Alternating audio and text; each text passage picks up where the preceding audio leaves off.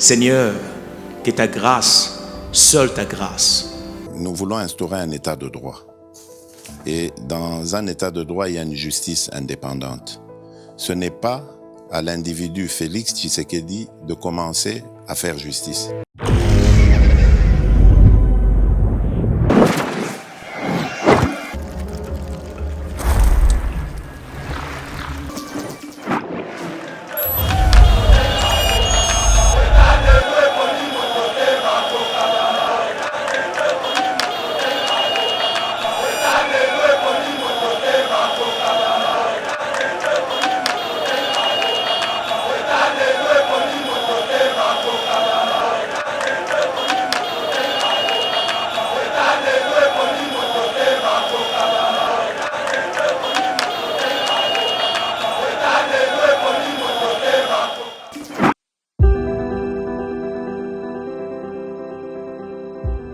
Olingi ou visiter Royaume-Uni, topé ofanda kana Royaume-Uni mais ozana posa ya ko voyager libanda.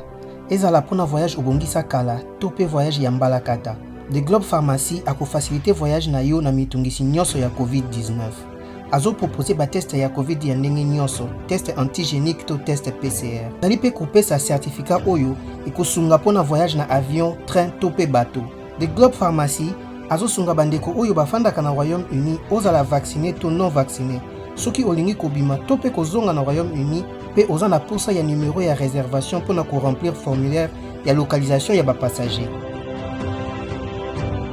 Pour na renseignement nyonso, benga biso na +44 20 81 27 44 24.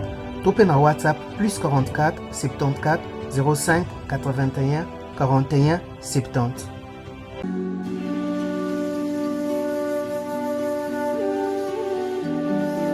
La lutte contre le réchauffement climatique, comment s'y prendre? Le réchauffement climatique contre lequel nous, la société DK Innovative, milite implique tous les impacts de la vie humaine. Nous, DK Innovative, avons mis en place un projet pour rapprocher l'agriculture de la protection de l'environnement et de l'écosystème. L'agroforesterie, pas d'agriculture sans reboisement, se situant au Congo central, s'étendant sur une surface de 900 hectares, par lesquels 530 hectares de forêt et 330 hectares de savane. Le concept est innovant car il agit sur 3 fronts à la fois, afin de permettre un développement rural mais surtout durable. Pour ce faire, la société DK Innovative et la fondation DK Innovatique, à travers ce concept, se sont engagés à planter en moyenne 180 hectares par an sur une période de 5 ans de plantes en combinaison: cacao, bananier, acacia, arachide, maïs et autres. Dans le souci d'accompagner la vision du chef de l'État Félix-Antoine Tshisekedi Tshilombo de planter d'ici 2023 plus d'1 million d'arbres. Plusieurs formations organisées par la société DK Innovative dans le milieu rural pour la sensibilisation de ces derniers, ainsi que plusieurs conférences scientifiques sur le réchauffement climatique. La société DK Innovative fait appel à tous les organismes nationaux et internationaux de lui tenir main forte afin de vaincre ensemble ces fléaux qui rongent toute la planète, qui est le réchauffement climatique.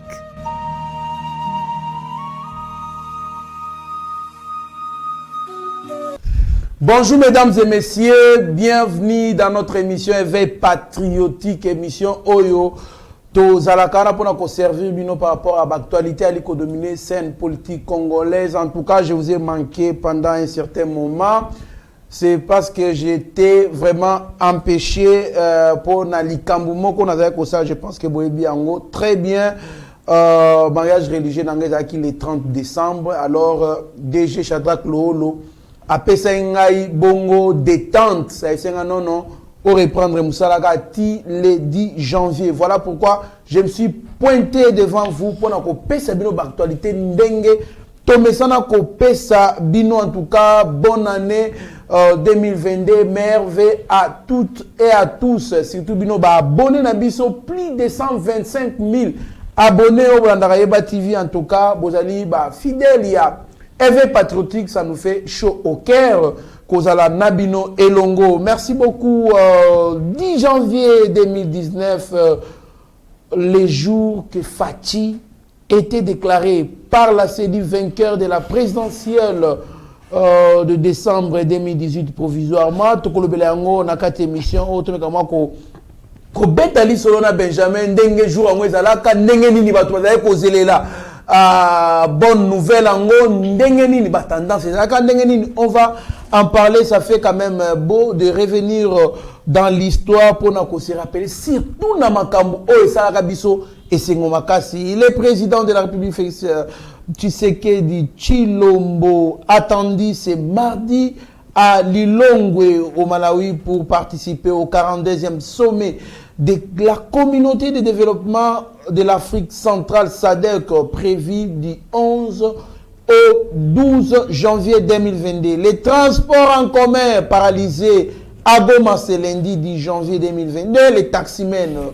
entre parenthèses bis et voitures, en grève, ils contestent les mesures, ou plutôt la mesure leur obligeant de peindre leurs véhicules en couleur jaune. Nous allons en parler dans cette émission. RDC, les régies financières ont mobilisé près de 6 milliards de dollars de recettes durant l'année 2021. Un record historique, soit une augmentation de 65% par rapport aux recettes réalisées en 2020. En tout cas, exploit boy kakana état des douanes ba makamba boy ki kozala puisque mbongo za okena ba poche bato les lieux commis concentrés na budget à l'état 105%, c'est pas une mince affaire. Tu repères sous les paroles du président qui crée polémique aujourd'hui. Bisotoye poto bongisa poto ibate toyende poto bongisa mboka ekufa kala tokolinga to expliquer un peu maloba parce que muta ko interpréter selon tendance politique nae atalika na la Mouka El Martin Faoul na expliquer na interpréter en boye donc nous allons essayer d'interpréter avec bonne foi. Je dis bien avec bonne foi. Donc to côté la mouté auto barato qui n'est pas et to son n'est pas to me kana ko expliquer en to on a 4 émissions. Procès Ferdinand Kambere démarré aujourd'hui déjà pour nous c'est bien que plainte des acquis retiré par Ardan Kabambi, mais quand même le ministère public doit aussi s'en procurer pour aller pourquoi Azokisek Mouninga Namona Mboka Benjamin Mwanasuka pièce contre pièce l'actualité neto kota na mozindo ya maino santo tangela bino apo tomeka ko expliquer bino Mwana Mboka Benjamin Mwanasuka mbote ndeko Trésor Kandolo mbote na plus de 125 000 abonnés clende na spécial na HD Babi les grands génies grâce à l'une des tozo zobabilili ya kitoko bena banda kuna bino mais botika ngai na souhaité il est né le 10 janvier d'une certaine année au Tobengi exaucé Bongumba petit frère Pop on a bien un topin joyeux anniversaire na yo na exaucé Bongumba topin nzambe apambola yo mais na pesa pembote na ndeko nanga Trésor Kandolo différence ezali entre ba célibataire na ba marié pour se retarder la télé à la tio et là c'est vraiment que non aza marié et nazana esengo makasi ko sa no émission mkona lo pour émission liboso banda oti ko bala osala yango na esengo makasi. Merci beaucoup Mwana Mboka Benjamin Mwanasuka, merci na Steve Konde HD le petit génie béton. Oyo azali na réalisation yemoko côté ali ko coacher pe sous côté à la caméra pourquoi pas la montage secondé par Rabi Mokoko Shagio Chudi Meshak les Oe de Eba TV pourquoi pas na Mike Chiswaka to bosente Eric Mubiala pe confrère nanga Mitterrand Naya o azali pe na kata studio awa nyoso twana e kama mbongo na DG Shadrack Lolo Mwana Mboka Benjamin Mwanasuka Betelebison na lisolo lelo ezali le 10 janvier jour oyo Corneille Nanga a publié président Félix Antoine Tshilombo président de la République pe gagnant il y a l'élection présidentielle il y a décembre 2018 réaction na za kandenge nini ozaye kozela la résultat wapi oyambaki yango ndenge nini selon Marie-Mère Chada alobaki déjà que jour où a voté qui avait déjà président de la République koto toki Bato Martin Fayulu va déclarer que Bango va gagner l'élection parce qu'il battre partout. Quand on peut une épaisse fête dans la 10e rue déjà, Ezalaka Somo, Ezalaka Ndengeni Beteli Solo. Merci beaucoup Ndeko Trésor Kandolo. Le 10 janvier 2019, au Toyebi, Mitema, Tozadi Aransai, Nazoeba Eroyo. On se rappelle d'abord une semaine avant, vers les 2, les 3, Toyebi que tu as fait qui a que notre c'est la Kagame Fale Aya. Kagame Falaya, délégation Union africaine, pour publier l'élection, contrôler, salaboué. Tout le monde va publier l'élection, mais biso déjà, on était très serein parce que, vu le résultat, on a dit beaucoup. Vu que l'élection, on savait bien que non, candidat à biso, Nemutu a gagné. Mais to yebi Afrique n'engé zalaka. Toyebi pendenge était ce que doit Mulumba a gagné l'élection batrikaka biso non moi ko banga ane zalaki kaka oui ezalaki nango n'étant que ba humain mais on était très serré parce que cette fois-ci volonté à peuple congolais na obakenda ki na il fallait la respecter et je pense na ba quartier chada ko été na ba quartier pena polémique ezaki mingi Fayulu na Tshisekedi wana polémique ezaki bisoto kanaki koto bisoto kanaki koto po Shadari ou tout ya otama ba résultat yango na soba Shadari atana miracle ndenge nini comment na kaka ke candidat déjà wando bakino bo finga mama ya batu wana azali déjà écarté azali déjà écarté et na yebi ke tikalaki événement wana mais tant que déjà mukolo na monaki déjà bazo installer déjà podium et pas na biso makamunyo tout déjà pour biso héros d'être na fête fête c'est bandaki na moyi héros na base batu muso bazo finga et tozelaki o to bengi mokolo yango et mokolo yango et yakine na butu na katikati onanga bandana na ba député provinciaux on a vu que la Pibia résultat ya nani ya présidentiel mokolo moko na ba résultat ya ba député provinciaux voilà nazoye bakeno na hôtel au sepela déjà noko nanga moko abimaki député provincial na niveau à Kassa oriental skoyo wana zesengo muke so nazo zela esengo munene proclamation na TV tanka babandi pas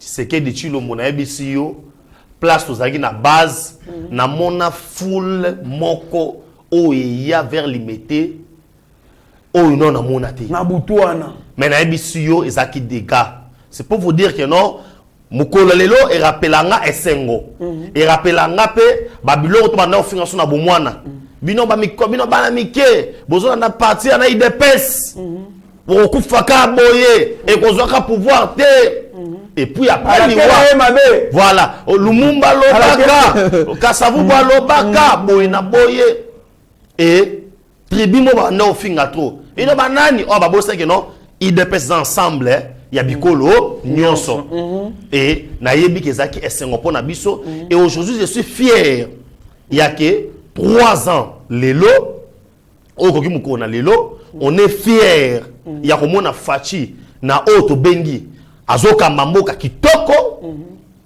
bisika wapi état de droit ezaki slogan et bana ko lobama lelo comme réalité bisika wapi bat bakomi koloba to pesi batu liberté d'expression bisika wapi aujourd'hui là ba réalisation o se réaliser na makambo eteli ba budget ba nitika ko salema te banda Congo ezala Congo bisika wapi ba opposa ba komi pe na makoki o sala marche na bango ba kei pe bazongi bandako eloko ya malonga esalameli bango ezali te baza inquiété te bisika wapi to komi na pide ceux qui combien de chaînes il y a télévision, tout le monde aujourd'hui de Trésor, il peut parler de n'importe quoi.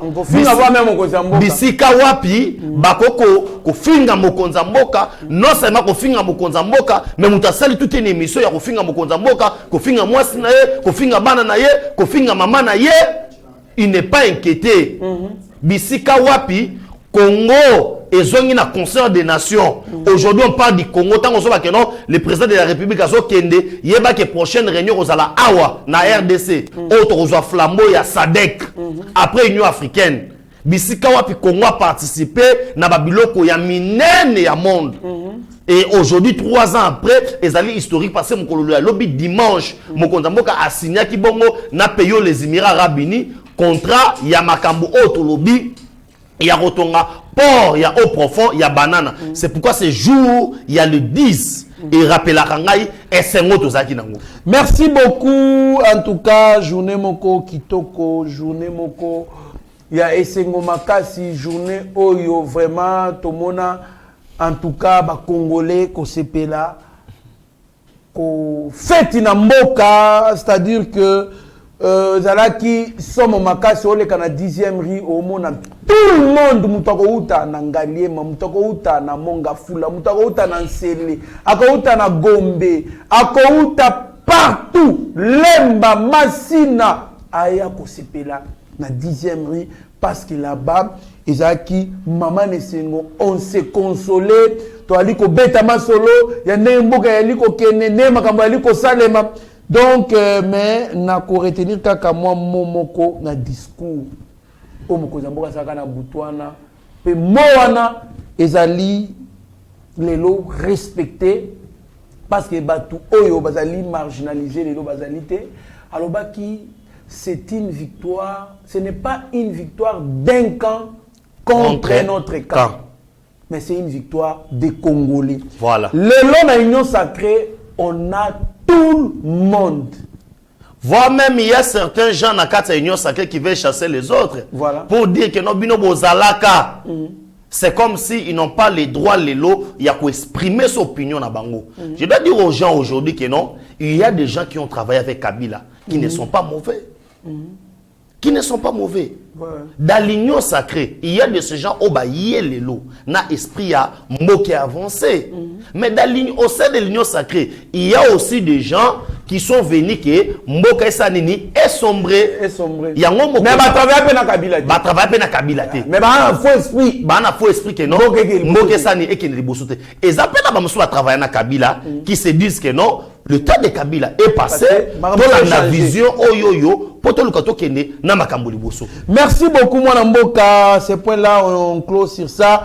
Le président de la République Félix Tshisekedi attendu ce mardi à Lilongwe au Malawi pour participer au 42e sommet des communautés de développement de l'Afrique centrale SADC. Prévu du 11 au 12 janvier 2022, mon Mboka Benjamin, mon Souka, une diplomatie agissante, mon Mboka attendu, kuna pona ko solo la même atali développement ya Afrique centrale. Oyo dans les prochains jours à cause de la bongo mokambi na yango. Réaction na mon Mboka. Donc réaction na ngai lelo ceux qui va pays wana sous région, ya biso aw, ya Afrique centrale, hein. Développement ezalité, moi pe développement et en Afrique mobimba ezalité. Cela veut dire de part déjà ba recoupement sous régional wana. Ceux qui lelo politique à malamu, ya ko développer, ya ko moke kende liboso ezali bongo respecté ils allaient mise en exécution Afrique pour m'appeler moyen développé égalité et aujourd'hui parmi les régions oyo ils ont un développement assez oyo qu'on se développer entre autres c'est l'Afrique centrale la plupart des pays Afrique centrale par rapport aux pays Afrique de l'Ouest et tout qu'on ils sont pauvres mais ils ont partie oyo contrainte oyo na kati ya Afrique ils allaient na moi ba bozu belé ils ont ba richesse belé naturelle qu'est-ce que le président de la République devait faire tant ou soit il doit faire tant comme président ya SADC ou comme au calamité parce que prochaine réunion za on a RDC au RDC on doit flambeau ya ko kamba SADC on a pour na mbula mobimba et ça ko mettre en place politique naie d'être en paix avec tous les 9 pays limitrophes aider Afrique centrale ba sala auto bengi ba relation il y a libre échange tous à la tête que pour na Angola il faut ba visa pour na kende fois ça nini ba ouverture wana o eza na Angola mondialisation voilà aujourd'hui maintenant la globalisation voilà aujourd'hui maintenant c'est là où je dis aussi aux gens Quand nous voulons que tout participer dans l'ambassade et tout consort, il y a des accords qui doivent être signés. Il y a des partis au RDC Fossani, Andi Marofungo la frontière naie, ba Ougandais ba Kota, ba Centrafricain ba Kota, ba Congolais ba Kende Centrafrique, ba Congolais ba Kende Rwanda, ba Rwandais ba Koma. Parce que tant que Kende Boy, il y a de ces gens-là qui ne comprennent pas la politique internationale, qui ne maîtrisent pas les relations internationales, qui ne savent pas les relations entre les nations. Pour eux, ils pensent que non, tu sais que comme il est président, il faut que non désormais pays oyo pays oyo tokangi ba frontière nango sans pourtant ba les conséquences économiques. Oyeko Sibir Nasima Rokangalelo frontière na biso nani. Na pèse exemple aujourd'hui lelo parce que les gens quand ils voient auto bengi diplomatie, ils pensent que dans la diplomatie, il faut toujours arrêter que non, to betani makofi to bundi to salibo. Non, ils doivent comprendre quelque chose. Aujourd'hui ba mazo ganga o no Rwanda o boy na boy. Mais na otuna ba to question. Lelo soki volcan ndenge zo yinda wana, population déjà mkola vendredi na samedi, bazaki dans la porte sa Rwanda. Parce que dans la porte à Rwanda, parce que dans le pays où c'est à pembente, imaginez-vous ce que volcan yindi kotoyo, Rwanda bino na kangi bino ba porte. Cela veut dire nous sommes appelés comme tous les pays où nous avons matché biso et si kamoko. To ata olingi Rwanda te ndengeni, ata olingi Uganda to Burundi to Tanzanie to nité, bazo demeurer ba pays y Afrique centrale. Aujourd'hui, si nous voulons que le développement y a au sein de SADC, nous devons avoir des relations à bon voisinage. Naba pays où on a surtout peut permettre que même échange commercial, même à Kamomosusu et les Kalelo Nakimia. Merci beaucoup, Mwanamboka, Benjamin Mwanasuka. Je pense que Watobaebi, notion à globalisation, ils peuvent se retrouver. Il y a la suppression des frontières, union douanière, ça va faire à ce que tous à la homogénéité, il y a un monde économique. C'est-à-dire que si on consomme les coques, Nangola, prix au consomme les coques Nangola, nous avons prix au consomme les coques na RDC. Au Sombi, les cahiers, il y a Marc Momboy, na Rwanda. Même prix on sommet le même prix au sommet côté. Mais ce qui fait aujourd'hui la force de l'Union européenne, Trésor Kandolo, vous avez étudié l'histoire. L'Europe a été longtemps déchirée dans le pays, Allemagne attaque France, mais ils ont compris que si nous voulons que tout développer, et c'est tout ça là, Union européenne. Et dans l'Union européenne, il y a beaucoup des accords. Oyo, les Français ont eu du mal, il y a digérer. Les Belges ont eu du mal, il y a digérer. Mais les générations futures aujourd'hui, on a bien fait l'Union européenne. Tu peux te déplacer au côté Allemagne ou Bimi, aller au côté Belgique, au côté France, au côté on appelle ça la suppression des frontières.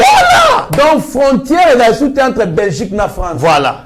Pourquoi? Puisque Bazali n'a même politique. Voilà. Bazali n'a. Parce que l'Union européenne est une organisation internationale à caractère supranational. Voilà. C'est-à-dire que Bazouaka une portion à pouvoir dans l'Union européenne. Voilà. Donc l'Union européenne pèse beaucoup sur Banani. Il y a la politique des pays membres. Il y a un moment où l'Angleterre a l'ongwa pour mon Rodrigue que non. Oui, avec la décision. Bien en coopération avec l'ongwa Brexit. Voilà. Donc à l'ongwa sur le plan économique, à l'ongwa. Donc on va essayer à comprendre côté la Mozindo et Makambo pour batebele ba comprendre en tout cas Mokozamboka biso Yeba TV na ba Congolais tous na simana yo to ali ko souhaiter toujours bonne chance au Kendekuna, de sorte que l'intérêt en Boké a toujours défendu. Les transports en commun paralysés à Goma, c'est lundi. 10 janvier 2022, les taximens, bis, voitures, entre parenthèses, en grève, ils contestent la mesure, leur obligeant de peindre leurs véhicules en couleur jaune. Moi, Mboka, Béjé, moi, Nasuka. Ils allaient passer mingi, basu décision, yako peindre, ba taximen ba peindre ba mituka na bango de sorte que sécurité ezala. Ba yaba ko identifier mituka o ezali ko sala transport na vie. Mais ba taximen mona mboka ba sali grève. à un certain moment moi mboka parce que moi yango Kimbuta loba mboko e kotikala obongate moi na mboka.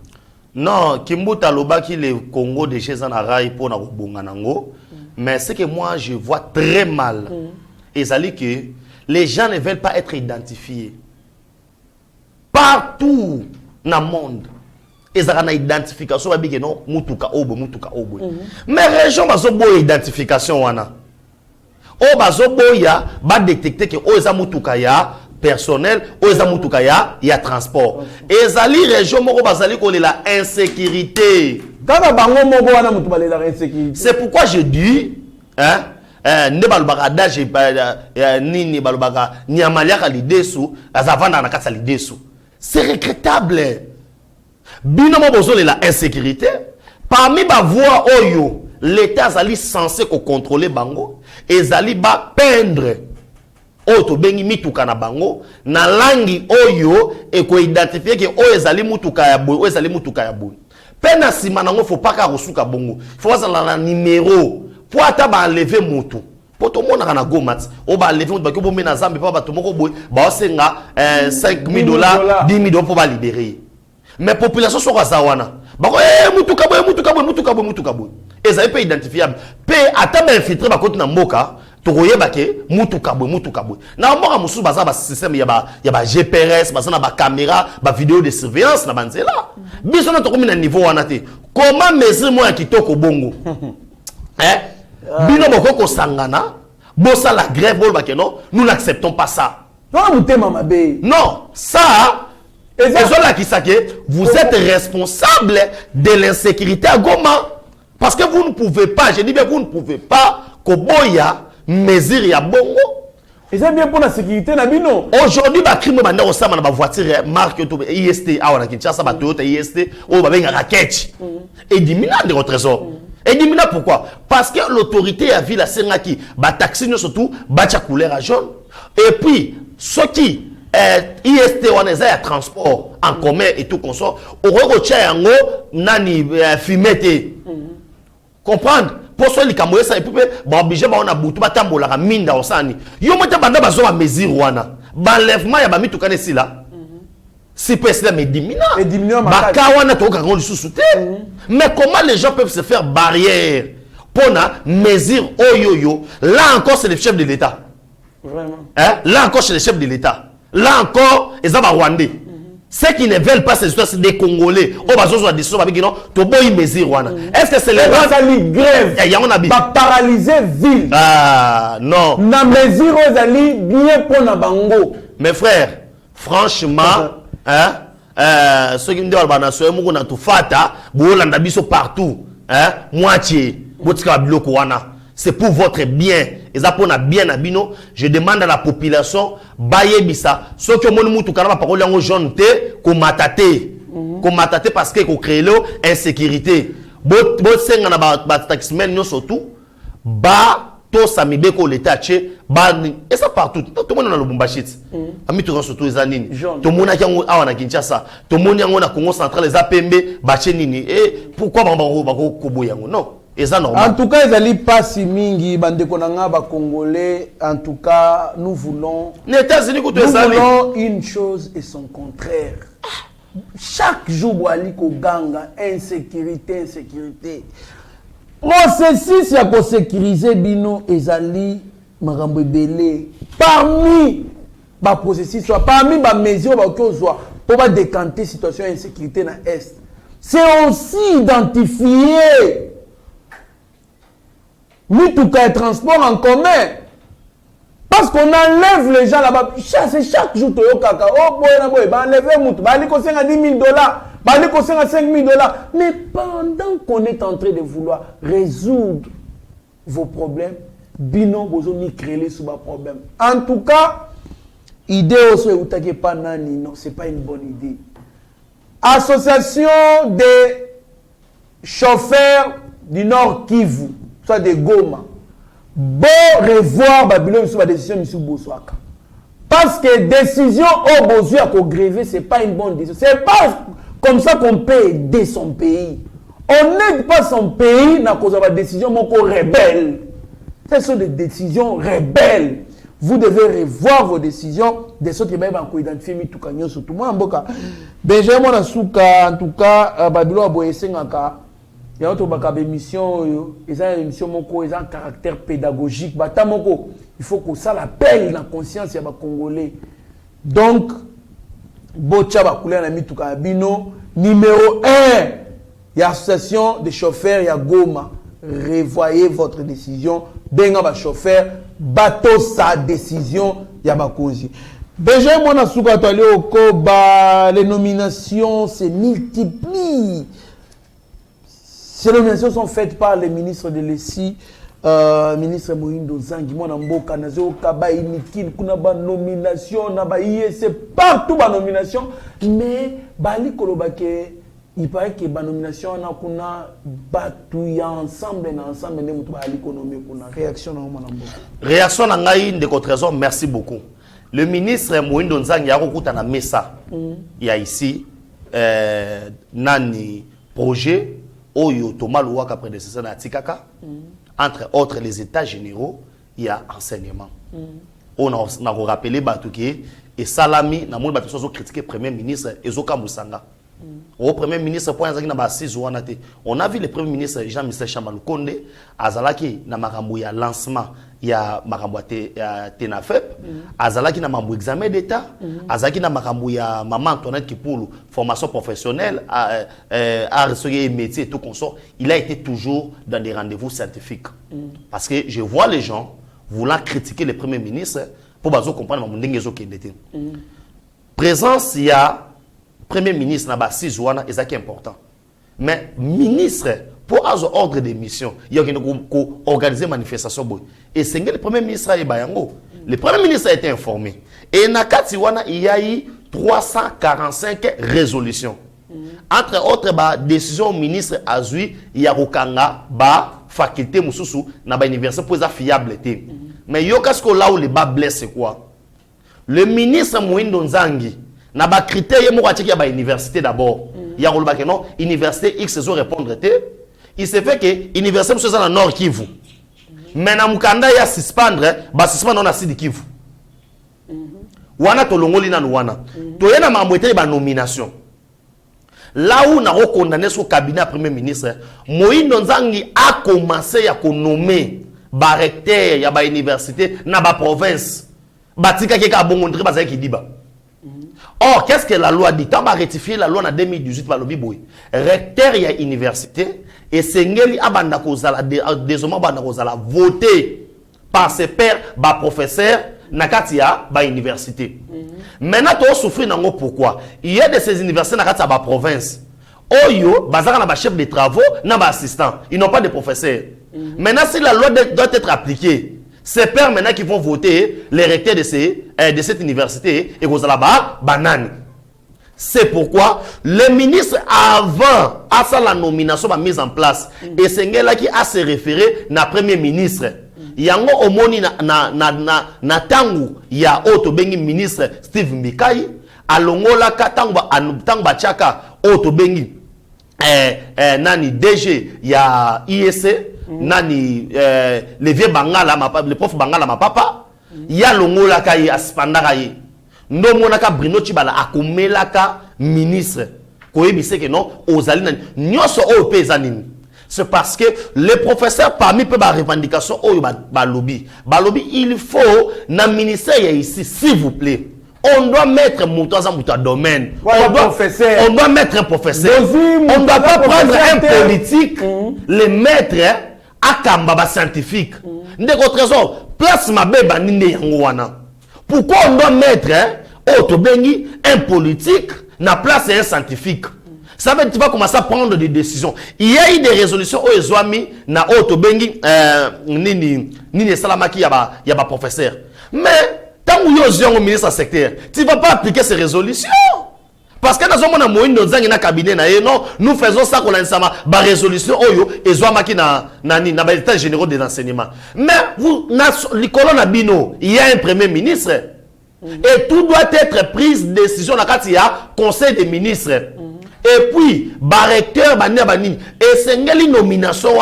Et où et pas le premier ministre a proposé au président de la République. Parce que la loi de 2018, ils ont souffert dans le cadre de non, on n'a pas de professeurs partout. Dans l'andi dossier dans la loupe, ça veut dire, nazo senga na premier ministre. Non seulement la suspension, on a une suspension, on a suspendre, la nomination, oyo, Moïndo Nzangi a nommé, mais Ababoya Yango, na on a nommé dans la province. Maintenant, qu'est-ce qu'on a deuxième, on a sur le plan scientifique. Qu'est-ce qu'on a deuxième palier sur le plan politique?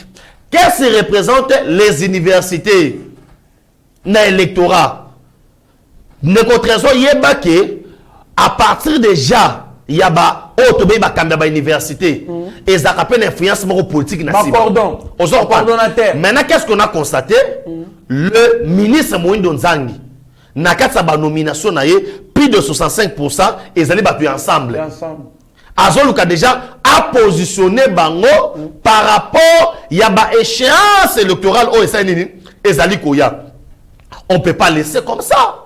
Moïno Nzangi a c'est quelqu'un qu'on a bandé qu'on apprécier. Oh, tu as dit non, Moussala Salema. Mazo Sala Moussala, Nakobimisa Missa surtout. Mais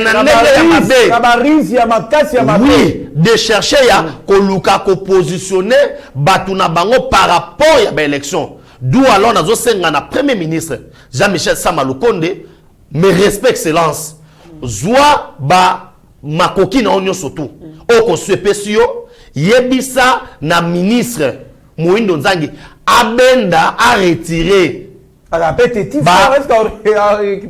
Non, le ministre a joué à Jika na arrêté. Mais le premier ministre a zali kona à quoi on est arrêté? Un des contre-raisons, c'est la constitution. Ils ont droit administratif, ils ont simple comme bonjour. Merci beaucoup, mon Mboka. Et puis, s'il veut nommer, il doit se référer toujours au premier ministre. Moi, ne peut pas se lever d'un bon matin, à dire que non, dans le monde Benjamin a Yinikin. Quand on a fait ça, il n'y a pas eu de manifestation au niveau des étudiants. Non! Même s'il n'y a pas eu de manifestation, la loi reste la loi. La loi est dire. Si vous avez fait quelque chose, même si les gens n'ont pas manifesté. Parce que nous avons les gens n'ont pas manifesté et tout qu'on sort. Nous avons déjà secrétaire académique ensemble. Secrétaire académique ensemble. En tout cas, il faut que le dossier on a très très bien. Parce que tous les soulèvements, monsieur Sema, à l'université. Alors c'est facile. C'est très facile, secrétaire académique. On a un impact à ma casse. Et puis, il y a un trésor. Milliers oyo, il y a des étudiants. Paralysé, voilà. Milliers aux universités, il y a des milliers très sensibles. Voilà, je passe pour aujourd'hui, ceux qui sont professeurs, qui sont grève, ceux qui désordre, ils ont déjà un niveau, il y a enseignement supérieur. Tous les étudiants qui revendiquent. Tu as des ordres, tu as impact. Il y a la communauté internationale, ceux qui ont touché l'enseignement et qu'il y a des désordres. C'est pourquoi je dis, il y a des ennemis de la République qui sont venus à l'Union sacrée, c'est pour ternir à mal l'image du chef de l'État. C'est ça. Merci beaucoup, mon Mboka, Benjamin Nasuka. En tout cas, il y a des photos en très souple, puisque, en tout cas, Maramounion se prépare à Kaka. Dans le moment où RDC, les régies financières ont mobilisé près de 6 milliards de recettes, 6 milliards de dollars, hein, je précise bien, 6 milliards de dollars de recettes durant l'année 2021. Un record historique, soit une augmentation de 65% par rapport aux recettes réalisées en 2020. Mwanamboka, Benjamin Mwanasuka, Yabouetika, Kozalate. Quand nos régies financières commencent à mobiliser plus de 60%, en tout cas, patrouille financière, elle est comme ça, les moments cassent, non, tout le coup, la Gilles Alingeti, hein, ministre de la Finance, Nicolas Kazadi, baza batu ya ko bonde la rapport na bango hein aujourd'hui nzamba bate la bango parce que ba osala musala kitoko pe ba osala musala na bolingwa mboka il y a de ces histoires là ota la façon makambo ezaki liboso tu te demandes est-ce que Gilles Alingeti, est-ce que Nicolas Kazadi, bayaki na mbongo na bandako na ba mpona ko bakisa na ba recette ya Congo, tous les ambongo ka existaka kaka. Réponse ezali claire, les ambongo existaka, mais il y a eu autobengi mauvaise foi de la part ya bato ando kamamboka liboso, de la part ya bato bazali na ba région na liboso. Aujourd'hui le Congo a arrivé à niveau wana et c'est pourquoi les gens qui parlent beaucoup, nous avons dit que non, en 2022, tu dois améliorer social le peuple congolais parce que Bambongo DG Zali. Merci beaucoup, Bambongo DG Zali. Félicitations à M. Gilles Alingeti, mais aussi à notre ministre des Finances, ministre Nicolas Kazadio Azali Kosala Bexploit au éclat au matin à Congo. En tout cas, coup de chapeau à vous, cher ministre. En tout cas, bon continuer Kosala. Moussala na bolingombo kabongo. En tout cas, ça va encore de pousser na ba ministre Misusu va aller ko rêver. To ba Congolais Misusu va aller placer bisika Misusu. On va aller toujours ko rêver, ba aller ko viser développement te ba e banako adopter bongo ba makanisi na bino. Ba courage na bino, ba façon ya kolinga mboka na bino, de sorte que mboka na biso pe et se développer. En tout cas, coup de chapeau na mokoza mboka pona ko placer ba toana bisika bazali wana puisque c'est grâce à eux quand même le long on parle de plus de 65% des recettes au régime financier va contribuer, ce qui n'était pas. On dit c'est un record historique. Donc félicitations aussi à ce régime pona befo ba liko funi. Moi na mboka Benjamin Souka, la dernière question pour Toka. Donc, c'est sur les paroles du président de la République qui a créé la polémique et belé. Mokozambo Kalobi, Toyepoto, Yibate. Toyepoto, Yibate, Toyepoto, Bongisa, Mboka, parce que Mboka Koufakala. Batu ba interpréter en gros de ma façon et belé mon Mboka Benjamin Moussouka. Pona Yonanu. Mokozambo Kalina Lobani, na place wana. Non, pour n'engaiter, le message est clair. N'ayébité. Avant de combat, oui. Tu vois qu'il y a quatre vidéos, je pense. Tonga to sala yango bon. To landa, to yoka nanu, o mokonzamboka lobaki. Maintenant, ça va yimboka boy. Je pense mokonzamboka entre yé na muto azali boso na yé, Fachi parle avec son cœur. Il est sincère. Aza réaliste. Il y a marmouza sur le terrain. Alingi te place eza blé, baloba ok, eza rouge. Pour plaire et pas bateau. Parce que ce que le beza rouge, le monde tango est à la obi ah mais oh amuta lo kutats. Il va être auto bengi VPP, vérité polele na peuple na ye. Avant na kota sikoyo na malobango. C'est ça. Oui, allez-y, Mokozamboka aloba ki nini au clair na ba Congolais. Non, Mokozamboka bi toye poto yibate. Mais tala mouté ma ba Congolais.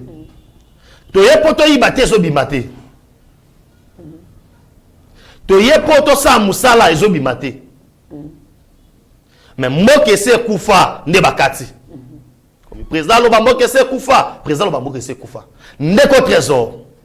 Ce qui fatia lobby mboke se kufa. Ezama lo bato bana banda ko na biso to barangote. To bakango. Eza réalité to za réalité. Eza réalité. Mais mboke kufa. Les Congos n'existaient pas sur le plan international. Nous avons vu nos ambassades. Vérité on ande balingo yo kati. Mais nous avons vu nos ambassades. Nous avons vu nos ambassades à l'étranger. Bablisi Bango. Est-ce qu'un investisseur sérieux, à quoi bon, n'a que nous avons des renseignements, l'ambassade d'Amboka na fanaya. A komi boye, a koutao, ambassade na bamba zawate, babengana bango. Babengana bango pour un paiement. Un paiement. Ah ouais, na mboka wana. Baza ben solvable. Na Congo, mboke se kufa. Et kufaka. Oui, parce que il a fallu na Fachi pour na raison sa diplomatie. Net makamou ya climat. On bénéficie de cet argent là. Parce que pour le bien on a lingala, ndé battu sur bango. Il fallait le bango en français. Parce que na baki si ko le mususu. Élément mususu de contre trésor kandol. Na ka mutu wa de kanate fa bimisi o ma foute ezara 1000 francs, na ta Fachi comme 1500. Mais na ko sepe la peine na te bisa batu boy. Kabila Joseph ayo okuta malgré guerre secret na un franc congolais. Obi un franc o lumumba tchara boy wana. Mon mona na soute ayo on a un franc. Akuta on a un franc. Avant Kabila kende atiki secret na 1000 francs. 1500. Bakoka mikena. 1000 francs. 1000 francs. Abattu on a combien? Parce que mutabongo abomi mboka to abomi mboka te. Abomi mboka. Soki lelo biso na ba difficulté wa Covid, secret komi na 1200 francs. Yebisanga na muta komi alongolo de 1 franc à 1000 francs. Na muta komi 1200 qui a tué. Qu'est-ce que Kabila a kokuta na mboka oyo? Yamabe oya bukisi. En termes de routes, boy bisanga que non, Kabila kutaki autant de routes avant kende atiki autant de routes. Boy bisanga to que secteur par secteur. Na domaine éducation, Kabila kutaki 600 écoles. Atiki exemple. Atiki par exemple 2000 écoles. Ata 800. Fachita Ngoye abomi yango nyonso. Non, on doit être réaliste. Et le chef de l'État, quand il parle ça où? Il parle ça dans échantillon ya Congo. Le Kasaï. Malobana bimisa ngo tango atamboli. Memboke kufa. Parce que Fatia komi na Kabinda, place à Ola les athées. Fatia komi na Kasaï, place à ya komi na Lodja. Na Sankuru, place à Ola là les athées. À l'aéroport, on va dans un gang à l'élo, on va makele qui était avec Kabila. Il faut matcher na poussou. Sans d'attente tes athées, bafa na sans été. Soyez sanga moka ya bongo, bongo chef d'état lobani. Alors bah que non, moka ça bien. Non. Et puis mon konza moka lobi bien que toye pona koyiba te. Pourquoi on n'a pas commencé? Pour nini bolingi bosilisa suka likambu et bande mongol bandate. Bakati kapela bimboke kufa. Et kufa, sko pour toye pona koyiba te. C'est par rapport au séninga tambola ka moni banzela. Mais bimboke kufa. Maître ndeko trésor kandolo. Kabila nenga zawa atiko koma sankuruta. Atiko koma sankuruta. Atiko koma sankuruta. Le réalité fatia moni na sankuru. Kabila atiko mona ngote. C'est ça. Et les notables qui ont entouré Kabila pendant 18 ans, ils n'ont pas plaidé pour la province. Quels sont les projets que les notables du Sankuru ont amené la province Nabango? Na territoire Nabango. Combien de maisons? Léonard Chokitundu, Lambert Mende Omalanga, Christophe Lutundu. Ah, Chéribe Okende. Oh, Chéribe Okende. Oh, on a été là qui m'a fumé. Oh! Il y a de ces gens-là aujourd'hui, ils ne peuvent pas parler. C'est pour vous dire que non, le chef de l'État a été réaliste. Jean-Charles Okoto Lakombe. Jean-Charles Okoto Lakombe. Hein? Non, on est qui on encore ni député wana nani. Non. Ah nani a Kombone Kimi. Député wana. Ah ça rappelle ministre. Emeli Okundi. Voilà. Bassin Mbeko Basile. Na yebisu yo liste ne représente pas. Toko sala et toko si c'est misote, surtout bandi ko tanga ba notable. Frank Jongo. Papa, na yebisu yo to banda ko tanga ka ba. Shagi Otudu Meshak. Shagi Otudu Meshak. Champion Cléolo. Ah non. Zoé, les zones de la pas si mingi pour mboka. Comment to kolobate ke mboka kufi pendant que 80 millions de personnes à l'époque ya Joseph Kabila ba vivre na 3 milliards. Pourquoi mon mini vérité? Mboka to fa le bi toye potoyiba te toye potobongisa. Mboka kufaka oui kufaka là. Mais il a c'est inconcevable dans le monde. Mais 80 millions de personnes vont vivre na 3 milliards de dollars. Impossible. Ndeko trésor. Joni nakoko bakisolo su maloba. Oyanga ndeko. Lelo oyo. Soza na place au fond na banyama ya bien na ville ki eza wapi? Na Kingakati. Zo oza ya l'état ekufa. Ekufa bazo banyama tout. Batinda ya kuna mboke kufa. Mboke kufa. Aujourd'hui, oza na entreprise oyo a comme ma surgelé. À l'époque, on était dans un Mobutu, économie du peuple, on gamin, Babylone à l'État, et ça a sauté. Et aujourd'hui, nous avons dénoncé un peu. port ya Matadi et daya nango et comment ba port ba lady ya ledia même moke kufa botika ba mwana kufa ba zongo mbisa mboka c'est la vérité voilà faut tout ba vérité ko ce que nous avons besoin de banini pendant que nzele zate atamboli nzele zate aéroport ezate na loja botika boyeko bino moinga ba proposa bino ba azo promettre botika biloko wana. Merci beaucoup na baignos to banda kibiso, merci na Mathieu Meli Sami Mavaka la Monvier na Allemagne na mama Amazon. En tout cas, merci beaucoup, bonne année na bino. Merci na Zéphilomele, mes condoléances au père de Babokilo na onyo semi balé. En tout cas, mon vieux, la santé n'avait pas permis pour Nayakola Lisayo. En tout cas, nous compatissons avec vous. Merci na Jacques Pongo, Sami MTC aux États-Unis, Vicky Monama. Merci na Maître Denis Mpunga, Docteur Eva Bouka, sa maman exaucée en Suisse. En tout cas, merci beaucoup. Moi, Benjamin Nasuka, dans la caméra, il y a Steve Konde, H de le petit génie béton, accompagné, c'est connu par Jacques Ochoudi Meshap, na Mathieu Sakebongo Pesa, Malobano Yasuka.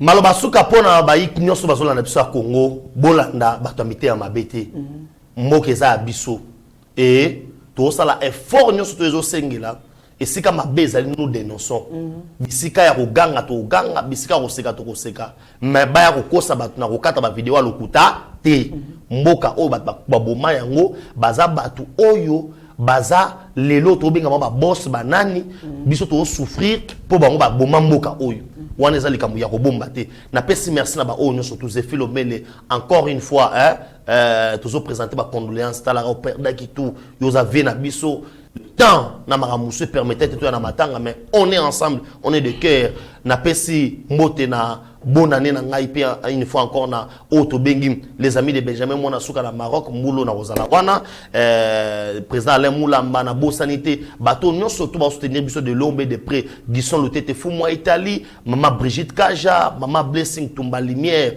nzamba za na yo mais na biso ba congolais non surtout que non et sengelo za na eloko moko na Congo pe na kin parcelle à $1,500 benga kana numéro na nga téléphone $1,500 à pamba wana 20 sur 20 na mobimba yo so tongité ça veut dire Congo ezana ya biso numéro de téléphone ya wana plus 243 9 70 40 89 57 plus 243 9 70 40 89 57 mokonza mboka place ozali ba bonne année na yo. Merci beaucoup Benjamin Mona Suka mboka il faut to bunda. Tout ça l'effort de sorte que Toé Banakoto Bolamboka Nabiso, ça demande la participation de nous tous. On ne développe pas un pays, mais on se développe. C'est-à-dire, nous devons apporter tout ce qu'on a comme connaissance, tout ce qu'on a comme moyen, de sorte que Toto Bolamboka Nabiso, le développement est plus endogène qu'exogène. Nous devons nous-mêmes nous développer. Le développement doit commencer dès l'intérieur et puis aller à l'extérieur. Jamais on peut importer les développements. Les développements, c'est à l'intérieur, j'insiste beaucoup. Merci beaucoup. Nabosente Guilhem Pinda, na Gauthier Pinda, Bozali. Et bien, Bolanda Kibiso, Bozala décidé comme d'habitude, tant Bolanda Biso, Bo Yebake. En tout cas, il faut que la suggestion de la remarque de Salaka de sorte que restez branchés sur notre chaîne. Vous ne serez en aucun cas déçus. Mieux vaut être maître de son silence que plutôt esclave de ses propres mots. Merci. Seigneur, que ta grâce, seule ta grâce. Nous voulons instaurer un état de droit. Et dans un état de droit, il y a une justice indépendante. Ce n'est pas à l'individu Félix Tshisekedi de commencer à faire justice.